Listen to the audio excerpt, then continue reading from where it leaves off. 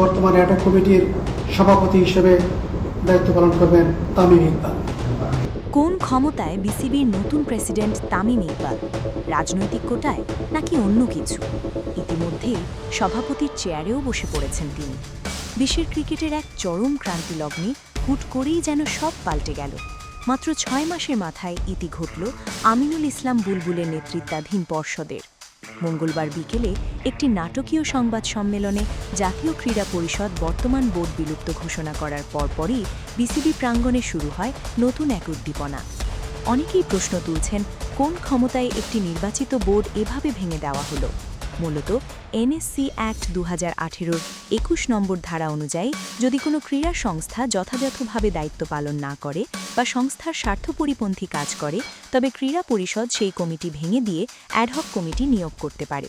বিসিবির সাম্প্রতিক নির্বাচনে অনিয়ম এবং গঠনতন্ত্রের ৯.৩.৩ ধারা লঙ্ঘনের ভিত্তিতেই এই কঠোর সিদ্ধান্ত নেওয়া হয়েছে। তামিমের নেতৃত্বে এই ১১ সদস্যের অ্যাডহক কমিটিতে ঠাঁই পেয়েছেন অভিজ্ঞ ও তরুণ প্রজন্মের এক সংমিশ্রণ। কমিটিতে থাকছেন স্বরাষ্ট্রমন্ত্রীপুত্র ইব্রাহিম আহমেদ, মির্জা আব্বাস পুত্র মির্জা ইয়াসির আব্বাস, ইসরাফিল খুসরু, মিনহাজুল আবেদিন নান্নু, আতাহার আলী খান এবং তানজিম চৌধুরীর মতো ব্যক্তিত্বরা। বুলবুল যখন নিঃশব্দে বিসিবি ছাড়ছেন, তখন তামিমের কাঁধে এখন কোটি ভক্তের প্রত্যাশার পাহাড়।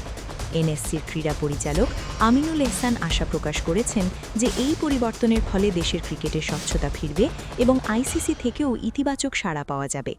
মাঠের লড়াকু কাপিতান তামিম এখন প্রশাসনিক টেবিলে কতটা সফল হন, সেটিই দেখার অপেক্ষায় পুরো জাতি।